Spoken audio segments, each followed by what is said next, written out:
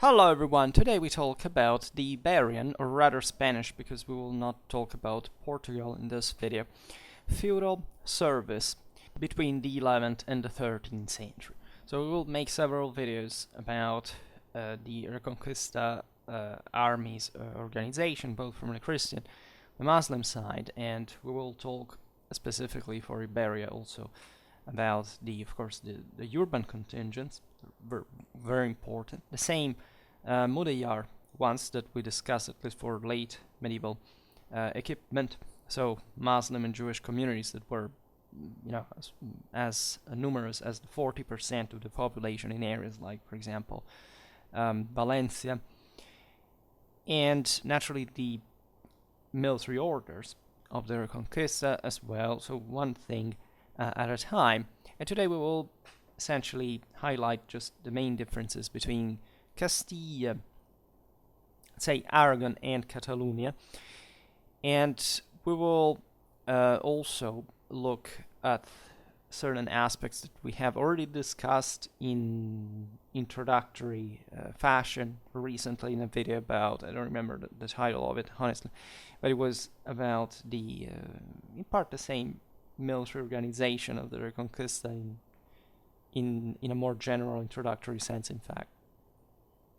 So the entire point of this video in many ways is to observe how, say, different and gradually transforming, improving, however, was the Iberian military, say, feudal obligations compared to the Western ones, the Western Frankish ones, because this is a phase of actually, as you know, great engineering of the same feudal monarchies in Spain, not just because of the enlargement of their boundaries and so the necessary, in fact, statalization and thus development of effective military organization, but in fact also of gradual adaptation to the Western models, the one of full feudalism. The Iberian Peninsula had remained always connected, of course, importantly with Western Europe, but was a pretty large land and was mostly occupied for centuries by the Islamic rulers. And this had naturally informed the local warfare along patterns that we have seen here and there also regarding, in fact, Islamic warfare in the peninsula.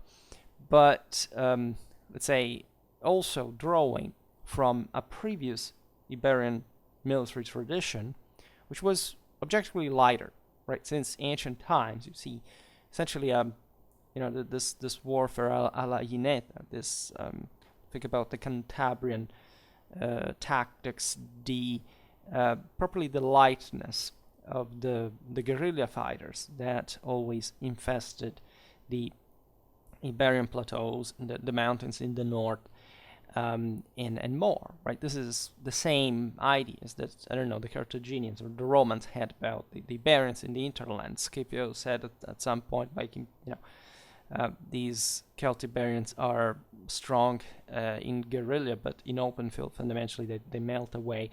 And this was in great part still, a character of Spain that had been a great frontier for many centuries, right? That there had never been a real full unity, even in Visigothic times, right? Not just because of the Swabian kingdom that by a certain degree was actually incorporated in the broader Visigothic, even empire we can call it, but for especially in fact the far north as well, Galicia, to herself, but the same Ebro Valley, right? Some of the most Romanized areas actually in the east, and also the wilder, quasi-Celtic de facto populations of the far north, and also this broader difficulty that stemmed from the same internal fragmentation of the local, in fact, clienteles that largely, a bit like in Gaul, had remained in control of the very florid estates in the south. The Visigothic kingdom had troubles to assert its controls in the far south, that was historically the most developed, right? The one where the majority of the cities of the people and agricultural resources stood, where the Byzantines also fundamentally had a foothold up to the 7th century, and when where the Muslims had founded their own state, properly, which was not really present in the north. So what you really see in the north is a greater, warlikeness, because of the quasi-tribal nature of the land. So a deeply unstable system that began to kind of, push the Muslim presence down quite gradually, and actually quite also merging in many ways from a cultural point of view with them.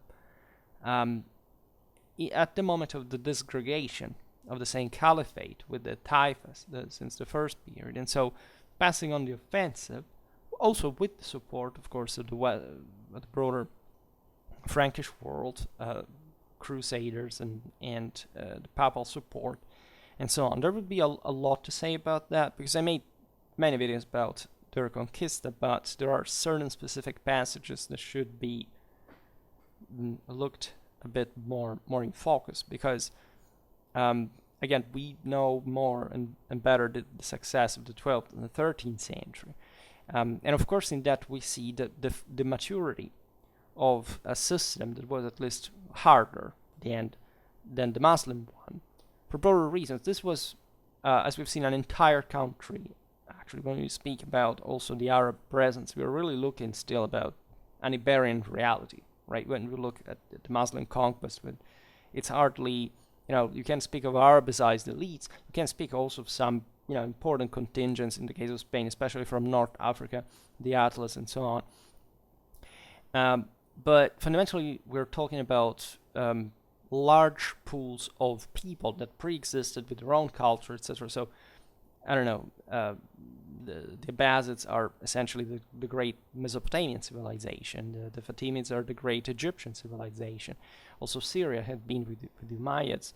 And so Spain was with Caliphate of Cordoba, already owing to the extraordinary resources, especially of the south, but also probably of the largeness of the country, that, as we were saying before, also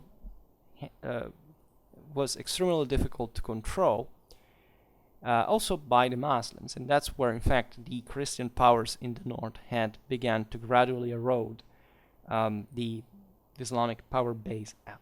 Right? Still, however, having to deal with large numbers of people that, again, were Iberians, but they were historically, at that point, Muslims, or Jewish, by the way.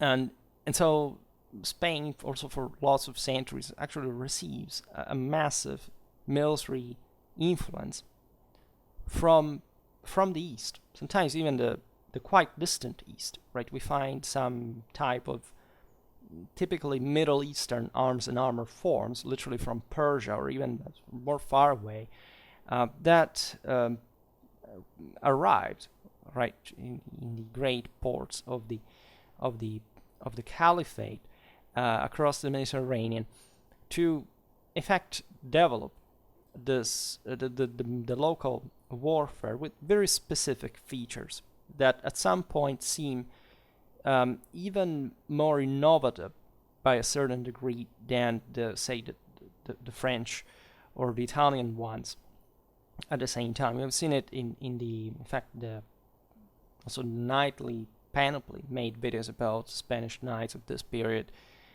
Also recently, I don't remember, it was a very similar one as well. And we noticed, of course, how first of all, this is a bit more of a mysterious reality, because it's not so intensely documented as other areas of Western Europe, because its system of references had not been standardized. These areas had been hardly, in fact, under any Frankish control. Just for Catalonia, fundamentally, we can't speak of that. In fact, there are specific Frankish influences in the region, albeit it was also a region that had a very evenly wealth distribution, and so properly feudalism, also as we intended, was not particularly strong there at all. As you know, the most feudal power was really Castilian, and so in many ways it was also the one that, in a sense, westernized the most, exactly because its society was more similar, at least to the most feudalized of France or England, etc. There is naturally, of course, also literally manpower coming from those same lands. You have lots of crusaders, but adventurers and knights that literally settled from all over Europe there. You have English, French, Italians, even Hungarians, right, are recorded. So this naturally reflects also the broader reactivation of the European world, but for better or for worse, because the Iberian Peninsula remains somewhat isolated, right? In ways that have to do with, of course, mostly with local politics. After 1148, also the same Crusaders left a bit Spain alone to deal with the success of the Christian expansion and the problems deriving from this new territorial challenges posed by that. The Pyrenees are an important obstacle, but as you know, mountains are crossed. Look at the Alps and how, I don't know, the Holy Roman Empire worked, for example. But the Iberian Peninsula is diverse internally, right? There is much connection indeed from the coastal areas in the northeast with places like Occitania, with Italy. We were talking about it just the other day in the video about Pisa and this broader maritime potential. That's a bit kind of the Catalonian space, and it was not yet necessarily to be taken for granted before, especially James of Aragon conquered the Balearic Islands, which was a great gamble, but also a very successful one to save, also in a sense, the fate of Catalonia as a power. Especially after the defeat at Muret, where the French had secured also great parts of southwestern France that had been very much close with the Catalonians and would remain, in fact, later on because of this constant connection. But already if we start considering Aragon, whose crown also encompassed Catalonia, so we see a completely different land, a continental one, one of shepherds fundamentally, and even more Castile, that literally leaves a bit and truly on its own, isolated, even struggles against Aragon to find its opening to the sea. We talked about this in the video about the Kingdom of Valencia. But that definitely develops in the most powerful of the Iberian monarchies, in fact, one of the most powerful in Europe, in a true feudal sense, also with a great power that the crown really has, differently from, for example, from Aragon, where there was a much more federal mindset about the acquisitions that start, especially from the 13th century, to make Aragon the power that we know in late medieval times. So, needless to say, this influences a lot the local warfare, because it's as if this enormous world was isolated. The Iberian Peninsula is huge. It's if you sum today's Spain, Portugal, you really have a larger extension than France. So that tells you geographically how enormous this thing is, and also how complex and different it is. Especially a terrifying middle ground that, in fact, during the Reconquista centuries will turn into a frontier, right? And therefore transformed also in some sort of cattle raiding area rather than anything stable from an agricultural point of view. That will have massive influences also on Spanish economy in the late Middle Ages and beyond. So it's really a world molded by war. Like the Iberian monarchies really live within that mindset, and especially the continental ones. Portugal, especially at this time, as you know, comes to be because of papal concessions. We made a video about that. It was also, a struggle between, in fact, the local counts and the Castilian crown. But it was also a very much influenced area by the Muslim. For example, military organization, and in fact, it's somewhat similar, and also by a certain degree less stratified than Castile. Was perhaps even greater participation, individual participation to warfare there. In any case, we will see better this also in other videos. But the feudal element here is the one that still unavoidably makes up for the core of the Iberian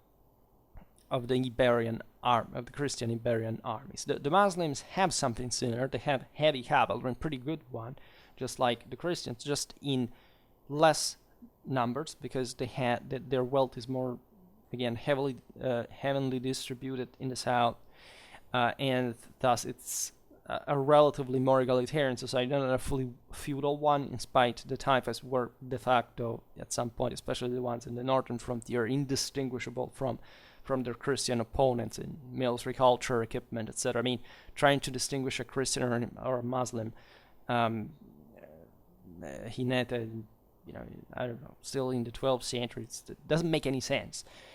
Also because, frankly, Christians fought just like the same Cid Campeador for the Muslims at some point, and and vice versa. So they were really, as I was saying before, the same Iberian people at the end of the day, and we, of course, must attribute a great importance to the religious divide. But I also remind you that in an imperial traditional sense, that we're very much like when the Castilians take over Toledo, which was really the key for the control of the Iberian plateau.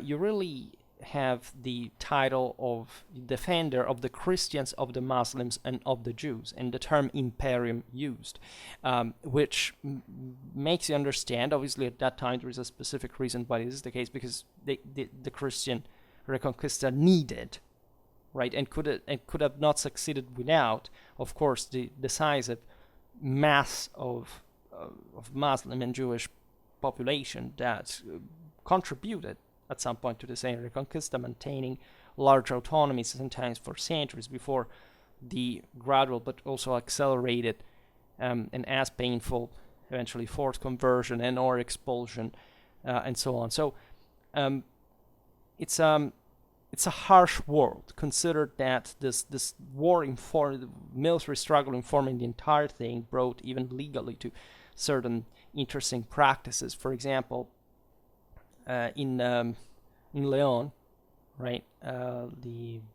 Speaking of this increasingly feudalized aristocracy, well, while fiefs became hereditary, still in the 12th century, a knight could still pass on his arms, armor, and horse to an heir only if he died in action. Like if he died in bed, his gear reverted to the king.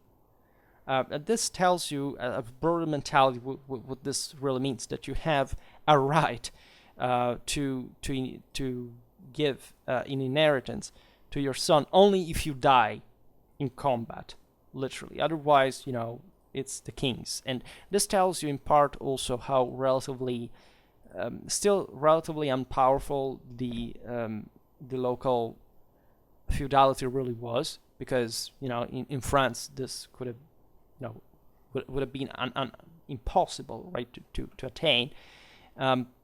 Meaning, of course, that especially in these northern lands where, generally speaking, there was less surplus and so on, the grip on the monarch, on the single nobleman was greater, because these were not reinforcing, were not excessively strong like in other more feudalized parts of Europe. Albeit we should stress that, of course, the trend was towards that alignment with Western standards. So actually, exactly in the 12th and the 13th century, you have ever more powerful feudatories, but always with this gap compared to the West. And this is reflected also on the battlefield, because you realize that the quota, for example, of skirmishers, of lighter cavalry in Christian Iberian armies is higher than in the West. Also in the West, you had normally like a segmentation of that kind, but the skirmishing element is much less, right? And it kind of specializes, kind of outlines itself less evidently, and because cavalry on average was much more directly shock conceived, also in the lighter line. So it's always the same old story, like different. Basically, all Europe fights in the same way, but exactly because it does, it's easy for us, even for such early times, to distinguish some important political and social differences, thus military ones, on the base of this slight variations that definitely are very coherent with all what we know about the background of these areas. Now, the service of the Spanish nobility had become, say, feudalized or orientatively, though, as we've seen, far from thoroughly, by the beginning of the 11th century. However, it's only in the east, right, notably in Catalonia, that this evolution approached, at least formally, the same models as that of France, right?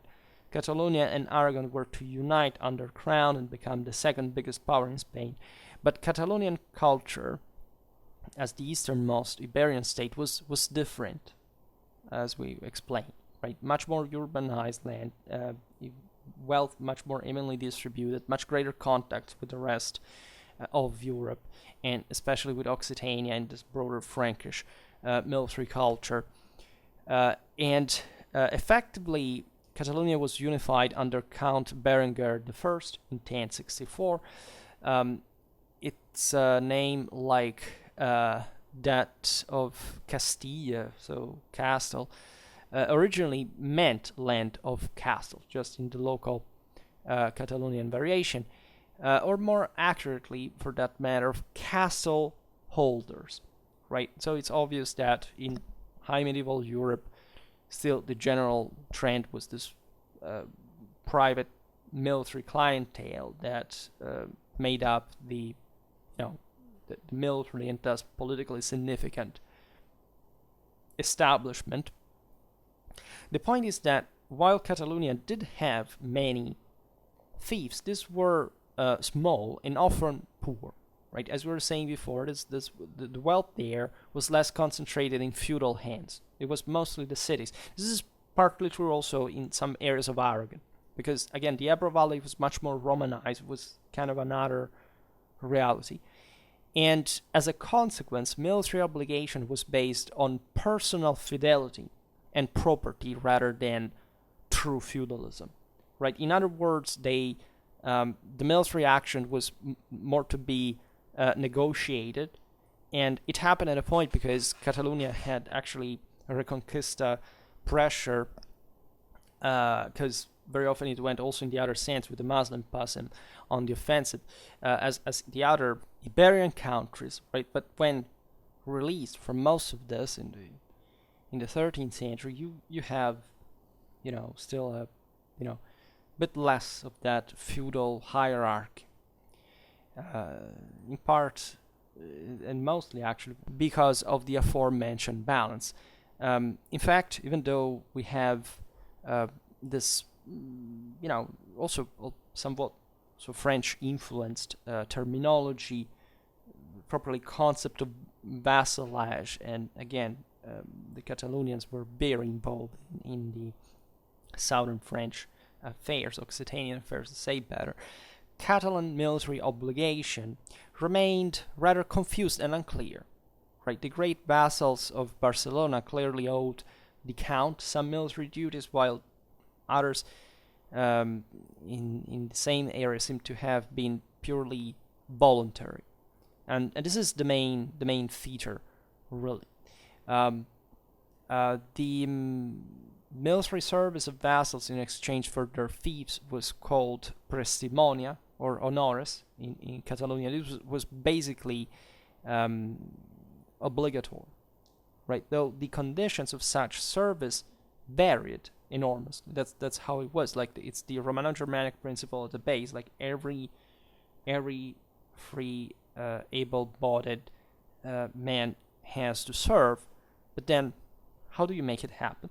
Right? From high medieval times, we have this impressive. We will see it even for Castile. It could boast 5,000-6,000 knights literally to send out, but on paper or on parchment, still depending on the century here, you have them. Like you look at England, France, Sicily, etc. You have these feudal realities. Like you have several thousands of knights. Yes, and could they ever mobilize them? Of course not, right? Because at best it was already an enormous deal if a single country in this centuries, a single monarchy could mobilize 1,000, 2,000 men, and maybe again the entire country with their wars that were going on internally mostly, but also abroad, the frontiers and so on, surely mobilized a lot of people, right? These were very militarized societies, especially in Spain, right? But most people,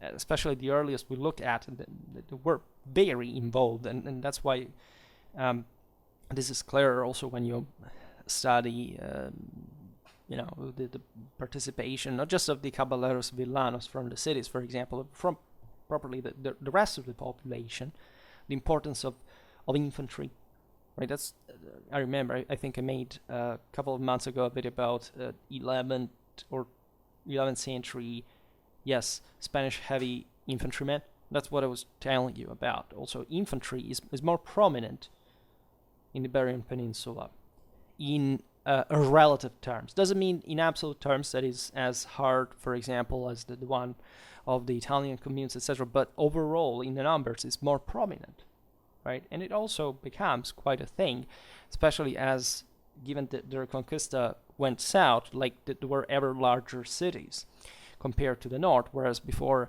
you have to imagine this kind of almost mountaineers, as a matter of fact, contributing with very hard special kind of assault infantry of herdsmen, cattle raiders that were also very good on terrain and so on. But you cannot make war go on just with these people. Eventually, what Spain does is co-opting the enormous resources provided with the cities, the surrounding countrysides, and as we will see now, also increasing not just the money thieves, but properly the mercenary service, which would become the thing by the end of the 13th century all over Europe, as you know, with the companies, and prefiguring what will consolidate in the late Middle Ages as well. So these prestimonia honores, so you understand here already from the etymology that the service was something in loan, right? Or honor, like a sort of broader duty. And so the two concepts are blended as well. And for how this worked, there is an example. For example, in Aragon, in 1134, service might be for as little as 3 days. In the case of the nobility in general, right? Or as much as 3 months in the case of the king's own vassals. And the service of the vassal, by the way, appears to have been largely at his own expense. So what does this mean? It means there is a small grip on the nobility. It means that there is some sort of course, a central authority in the monarchy that has been composed just in relatively recent times. So the monarchy embodies, in a sense, the public authority, or at least the one that is supposed to guard it, and thus to protect the rest of the communities. And the king's retinue would naturally be more, say, under the reflectors in this regard, so that we are documented about the fact that as a normal retinue, these people were likely given already a source of income as a prepaid military service that they had eventually, in fact, to perform, and that's in theory what feudalism was at the beginning, right? Instead, at this point, you realize that most noblemen were to be paid in order to serve like that, and this is already very advanced in places like France or England. Here you see instead that the king in Aragon can ask only for 3 days on average the nobility to perform military service. Of course, consider that this is normally within the boundaries, as you understand, also for logistical reasons. 3 days, you can just move an army for at best like 100 kilometers, right? So this entails also, of course, a lot of raiding warfare that is typical of the Reconquista, but in general, it's you can't carry out a seasonal campaign which has 3 days of service, whereas the vassal here is much more directly interested in being connected with the monarchy, because it's already within that clientele, differently from the rest of the nobility that is instead more autonomous, and therefore he habitually performs his duty, having at least largely to compensate for the expenses on his own. Right, there would always be some sort of remuneration. You were fighting for the boss, after all, that if successful he could reward you further with titles, roles, prerogatives. But as far as the strictly military performance retribution, like, you had mostly pay for it on your own. And again, this speaks mostly of a not particularly feudally developed reality, because again, paradoxically, in a feudal reality, the nobility is so powerful in deterrent that they have all the means to carry out their own private war business, but they have to be paid by the king to regularly to perform that service. That is somewhat there is always kind of a core amount of let's say of days that are owed, right? Sometimes really a few, just 40 days normally was the case in France and England, countries like that. Also because, again, they were much more powerful, so it was kind of expected they just could serve for that long habitually, which was, you didn't even have to count particularly on it, right? But then for an extra thing, you had to really pay them more and a lot.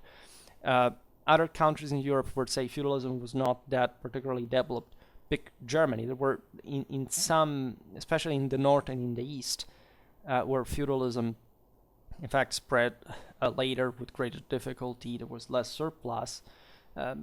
German kings could not properly even ask, say, a Saxon or a Thuringian so easily to participate, say, to the Italian expedition directly. Like, it is being said that the defeat of Frederick Barbarossa at Legnano in 1176 was due to the lack of the Saxon contingent of Henry the Lion that had refused, as Barbarossa's cousin and rival in Germany, to provide with his troops. But this was really normal, right? That was mostly turned into like a money, like into some money were sent and no contingent was actually sent. This is also the magic game that you see happening all over the place at this point, especially starting the 13th century.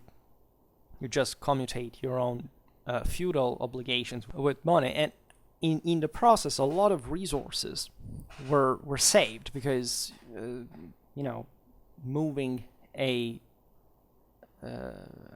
knight mandatorily costs a lot, because in the market it wouldn't do that otherwise. Instead, if you just get the money that travel much faster without too many expenses for the war horses and so on, you just have random mercenaries that will flock to you for free, right, and be employed. And that's why, in fact, all armies throughout history marched with the treasure together with them, because that was the insurance that you could at least follow someone who could reward you at some point, or threaten at that point, because you were the force in arms there. So in elsewhere in Spain, compared to, as we've seen, these eastern lands, the evolution of true feudalism was somewhat restricted by the widespread practice of paying vassals for their service with cash. Basically, Fief-rente rather than with fiefs, right? And again, because of the aforementioned lack of feudal concentration, and actually the presence of cities in southern Europe as more remunerative because of trade, the market there, and this monetary economy that reactivates exactly in these centuries. In this picture, on the wall, nobles and prelates in western Spain continued to serve with their retinues, the so-called Messnadas.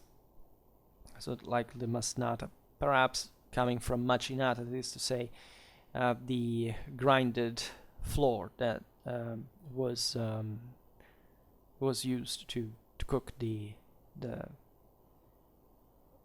bread loaves, a bit like the bucellari in the Byzantine Empire. So the idea is that the senior, the boss, the nobleman here would provide for, of course, the means for his retinues to be sustained during the campaign, including weaponry very often, right? So there was a big deal, of course, of autonomous individual equipment, but the more professional and the larger in scale and unseasonal this warfare gets, and the more you need you need a state that regulates the army, because it really solves many problems as a unitary administrator. And in general, in the political dialectic of these countries, maintaining your own mesnada, such as in this Spanish case, was really like breathing air. Like, if you were of that status to afford arming men, because your clientele entailed already your wealth, well, you would simply just use violence in order to make your power felt and to keep aggrandizing it. And so, rather than a true vassalage or feudal obligation, most of the Reconquista effort, as we've seen, derived also from the opportunity that the collapse of the caliphate really presented these communities with, and also, of course, the sense of revenge and the same threat still posed by the Muslims that throughout all this period, especially up to Las Navas in 1212, were quite dangerous and capable of counterattacks, of coming back, and significant offensives that could reconquer many lost ground, as a matter of fact.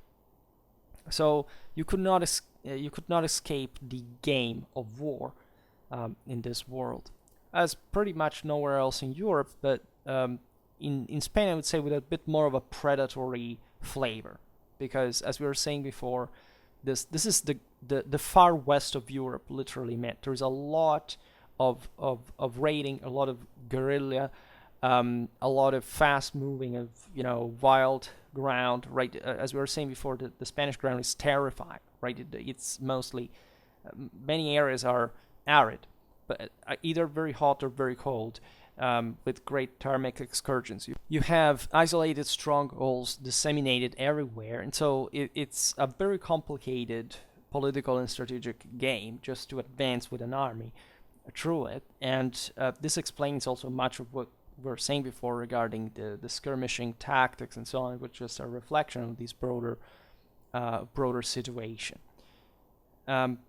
Castile was the most powerful of the Spanish kingdoms, as we said, and as we also said, in fact, it could levy several thousands feudal heavy cavalrymen by the 13th century at least, when the country was also quite sizable extensionally. From the mid 11th to the mid 12th centuries, the Castilian army basically consisted of noble caballeros hidalgos who fought as vassals in return for fiefs or pay.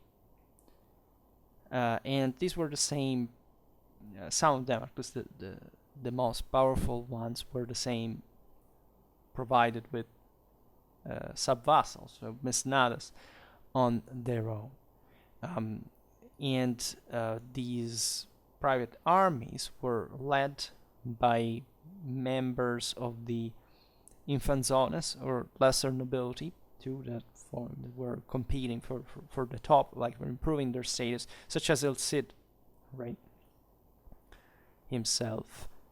And greater importance acquired in the following centuries the aforementioned caballeros villanos that we will see for the city contingents in another video.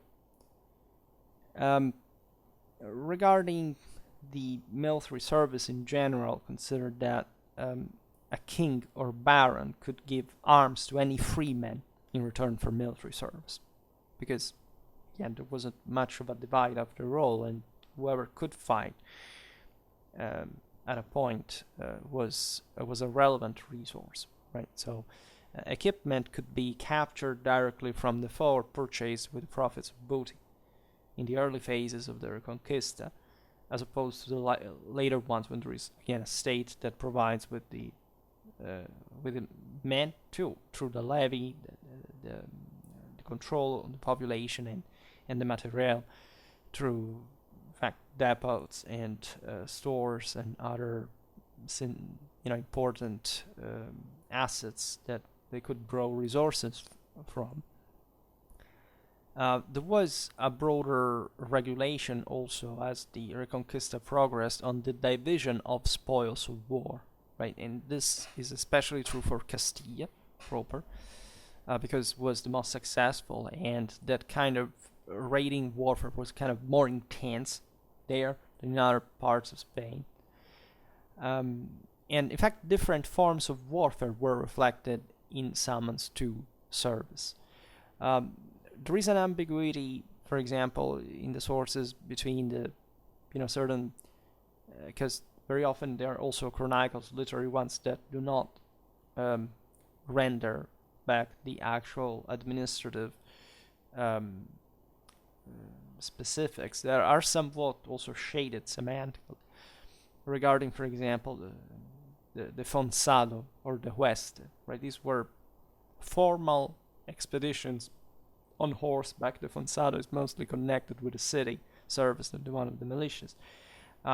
There were conversely also defensive actions against enemy raids. Naturally, these pose different strategic needs, the latter being called the apellido, to a sort of appeal of call, right? That is more, gives an idea of a more emergential involvement of the whole community. The anubda and arobda entailing siege warfare, pitch battle, frontier guard or garrison work. So as you understand, also certain operations that are substantially different from each other. In any case, we know that failure to answer any such summons that were discretionally issued, as you understand, by the establishment, led to or naturally with a negotiation of the communities, but still led to a fine, or in fact fonsadero as it was called, for the renitent, albeit this would be increasingly evolving into a form of tax with which a ruler could simply cash for hiring mercenaries instead of the common people, and this was really normal throughout all of Europe. A commutation, and think about the Italian cavallata, for example, was basically the same thing. This was especially true among the let's say the city contingents that were just essentially asked to serve for the defense of their own city gates. Most of the times there could be longer range expeditions. Of course, the same caballeros villanos were highly involved in this kind of larger scale warfare, because they practically corresponded to the same kind of more rural and feudally connected nobility. But generally speaking, it's in fact this latter professional force, also the one that, as you understand, had properly the means to serve with a war horse and a full panoply, and having, in fact, resources and lifestyle on their own, that could afford to train and to be effective in this kind of combat, that would eventually monopolize politics and so society. And especially in these lands, in Castile, where again the monarchic power was the strongest in all of Spain, and so the ones also of the feudal hierarchy that was co-opted in the process was becoming dangerous. In fact, also in such countries. And speaking of organics, when we look at the normal contingents, we can assume again that Castile could field something between 1,000 2,000 knights in the largest engagements. Naturally, we often lack precise information on the actual number of troops serving in a given campaign. From a historical point of view, you know that aside from the Montaperti book, we have literally no source telling us what a medieval army was composed by, right, unitarily speaking. And even in that case of 1260, so at the end of this period, we talk about a dispositive source. That is to say, it's a call with the actual names of all the citizens of Florence in that case, to which units they were assigned, where they had to appear and be present at the appeal and so on. So we have to rely mostly on narrative sources. The largest reliable 13th century figure for Aragon, for example, that is in the sense cross-checkable against contemporary official documents, gives a total of only 1,300 knights and esquires, by the way, which tells you what the overall mounted force practically of the kingdom really was. And this is recorded for the expedition to Majorca by James I in 1229. It was also, in fact, one of the most important expeditions. Naturally, around these armies would always be depleted as numerically as the campaigns went on. As you know, most people at the time died of disease rather than of wounds. And of course, in the process, there were also lots of other people who would simply join for the loot, etc. This at least was a much more orderly expedition, also a very risky one. So it's the best Aragon can do in many ways, and we see that you have 1,300 between heavily armored knights, who were just a minority, by the way, and lighter cavalrymen. And while it is true that by the end of the 13th century, squires had de facto become identical to the in equipment to the knights proper, by the beginning of the 13th, it was not the case. And as we have seen before, also the Catalonian fiefs were not so prosperous, so we can think that in general there was even a higher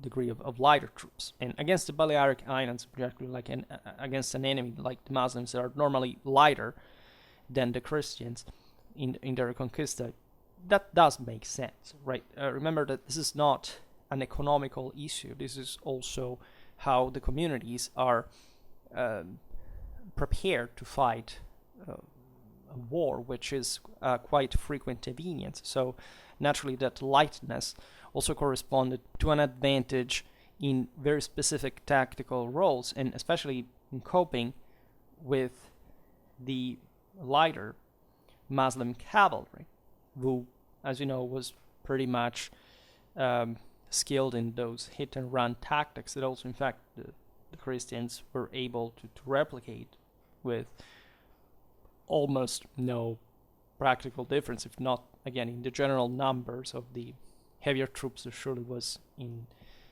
favor of the Christian side, albeit often with a numerical malus in that regard. In warfare, like in everything, whatever you take something out, you have to put in from another, right? So you can't, you have always to compensate. And the expenses for war in general are enormous. So nothing is perfect at the moment. The feudal nobility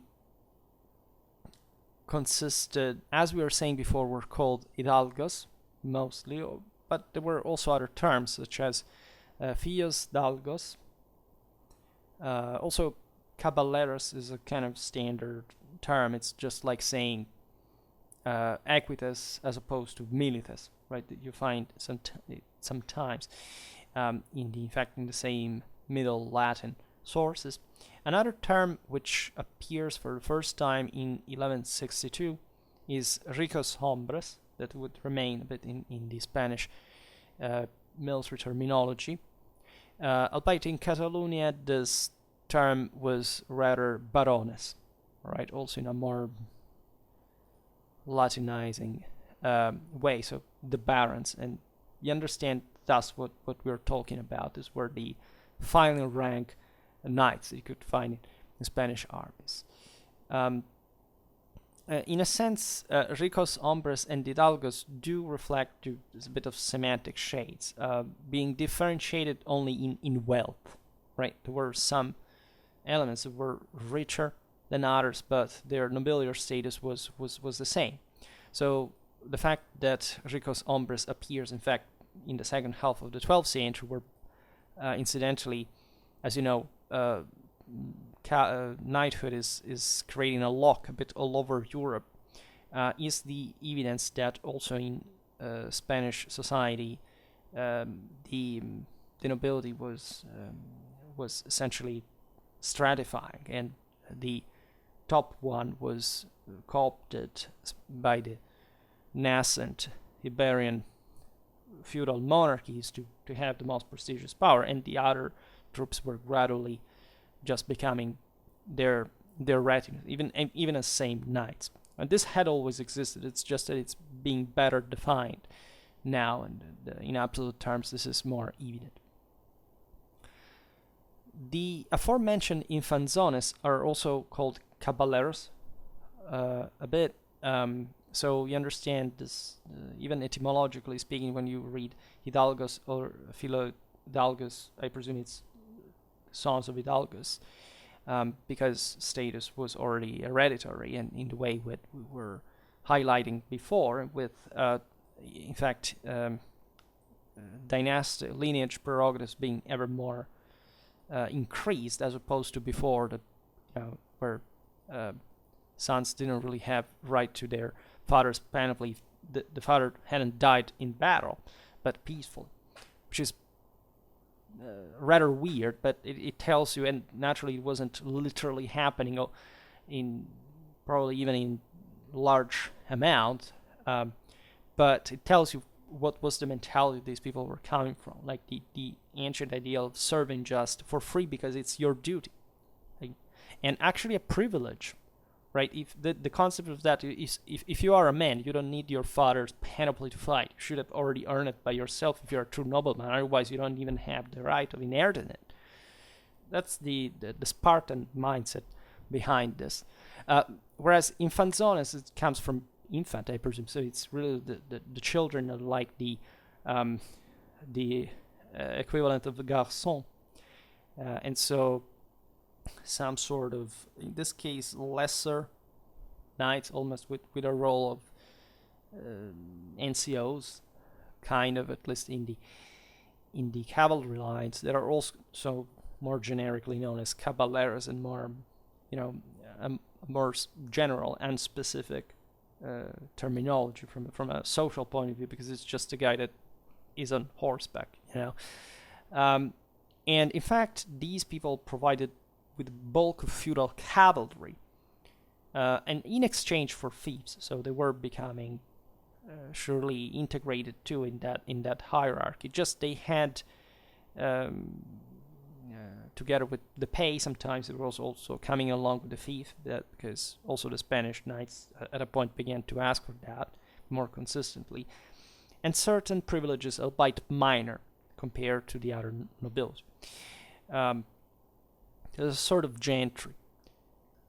And remember that at the end of the Reconquista in 1492, 1/3 of the Castilian specifically, adult males were hidalgos, right? So it's really a gentry, and that's also what would later influence the concept that, after all, and it's typical of the Spanish tercio and the imperial armies in the early modern age by osmosis, that a nobleman could also fight on foot, right? As a pikeman, it was actually a honor, because especially the Castilian society had maintained that kind of ethics where, in theory, like, everybody goes at war because it's the Reconquista. Like, there's literally nothing else in existence in the world as an arrival. It's just do that, right? And at the same time, it does reflect also that point, the fact that there was a nobility that definitely didn't fight on foot and was not particularly content of that. Not very differently from, say, the French one, etc., especially when infantry took over by the late Middle Ages. But also the fact that there were lots of noblemen that were, however, just so by name. And so many also adventurers and other general scumbag that also filled the ranks of many other, many other. Think about the conquistadores and what they did when, in spite of the king's and papal injunctions, for that matter, but because it was normal for them, and this broader tradition of cattle raiding and just seizing the opportunity to do this. And there were lots of foreigners too, as we were remembering before, and the relations were not always nice. In Aragon, at a point, there was a contingent of Norman, French, and Italian crusaders that basically took a city and liberated it from the Muslims, but basically they exterminated 6,000 inhabitants in the process as well. There were lots of people who just settled in this broader far west, far away from places like England, France, etc. And just at some point, the kings, when completing the Reconquista locally, would knock at their doors and saying, look, this would be my land now, and you can be a nobleman in my feudal hierarchy, but you have to render service to me. And so, also much of the Iberian nobility was formed like that. And it's obvious too that that process of decline of this lesser nobility of gentry from a military point of view was obvious by the end of the 13th century, when Spain had consolidated that bulk of feudal class of military professionals that also required necessarily that specific panoply and gear and training, mounts, and so that's not something that everybody can have. You must be very, very, very, very rich. And so that's what, especially in Castile, affirms itself. But pretty much everywhere in Catalonia, Navarre is also the most French-looking of all these powers. In Portugal, so of course, heavy cavalry among these countries had always existed. As I was saying before, again, it had been slightly less numerous than in Frankish Europe. And in the 13th century, it had become so evident, in fact, that many caballeros were inadequately equipped. They often fought with borrowed horses and arms, because they hoped still, because the Reconquista was not over yet, that they could still capitalize on some, stroke of luck. And when they were paid, they often failed to fulfill their military obligations, which also speaks of the general background that you can imagine. It was difficult to control properly the people, and especially this militarized element that, again, claimed to have some prerogatives by nobility, but still lived in a sort of predatory, almost kind of brigand-like fashion.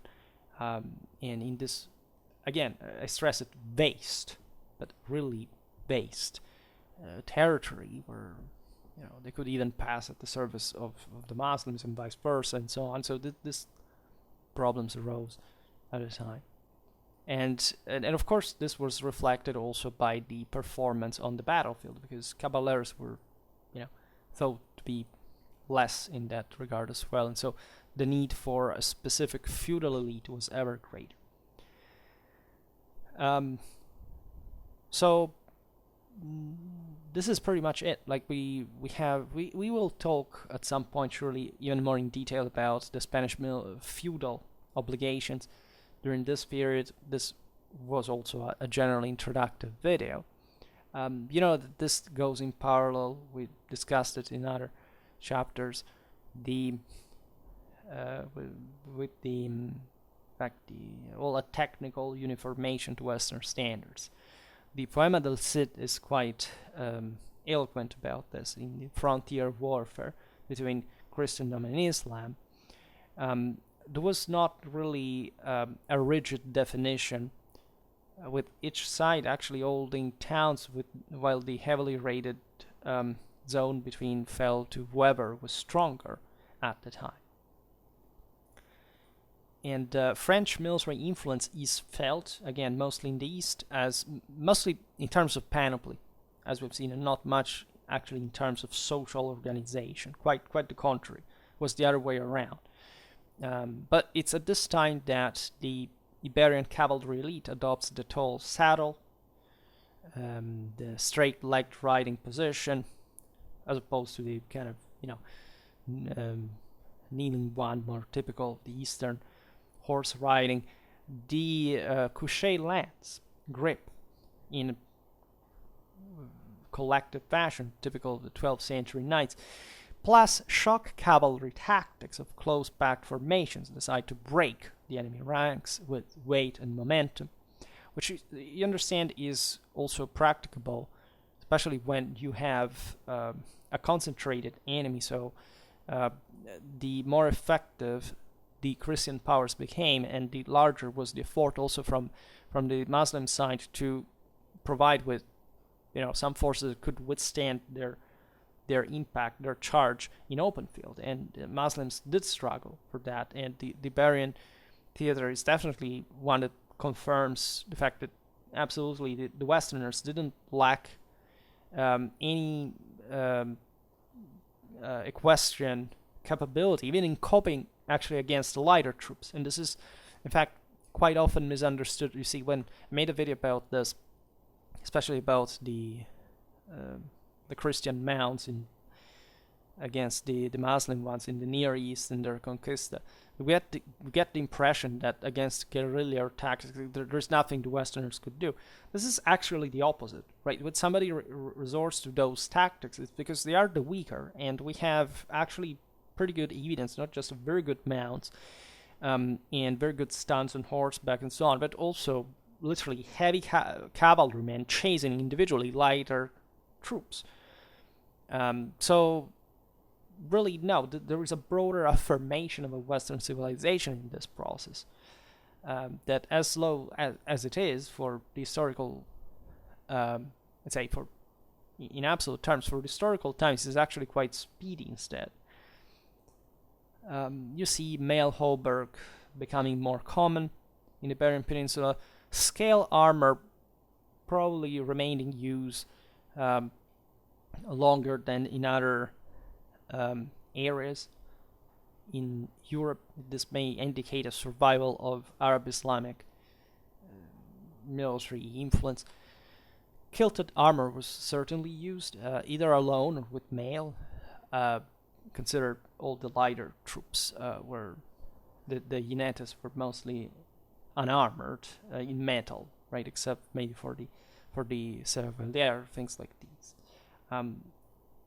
The combinations of kilted armor and mail also reflect certainly Islamic influence in the guys you see in Iberia. There was also a social distinction based on the color of cloaks, marking at that point the rise of the military class that is showing off, right? It's prestige. Normally these cloaks were removed before combat because they were not particularly useful for movement, etc. But it was becoming a really relevant aspect to be connected with the feudal hierarchy and power and elite than before. The adoption of this Western Frankish cavalry tactics still had to remain capable of coping with other tactics. I mean, the ultra-heavy cavalrymen had the dramatic advantage we were saying before, but it does start feeling, especially from an individual point of view, those that effort, both in council and on the field, let's say. For example, there is a difficulty in remounting when using a tall saddle and long stirrup, landing many horsemen in trouble when facing lighter and more agile Muslim cavalry. You could jump on horseback more easily. And there were actually some roles that you don't find elsewhere, at least so well outlined in Iberia as opposed to the rest of Europe. For example, there were the so-called guardadores, that were literally watchers that over the prisoners that were made. There was an enormous deal of raiding, also of human beings, of course, and slave trade and so on. So very often battles, this gives you the idea of the let's say the also properly the hit and run tactics, the idea that an attack could be followed by another, by surprise, ambushes, things like that. An enemy that tended to elude open field confrontation, and so a form of warfare that was done tiny bit by bit, right? And so this is evident also in the methodic strategy that was used in the Reconquista, that may seem to us to be very slow, fortress after fortress, but it was also crucial because going out there in the open could risk everything. Really, generations of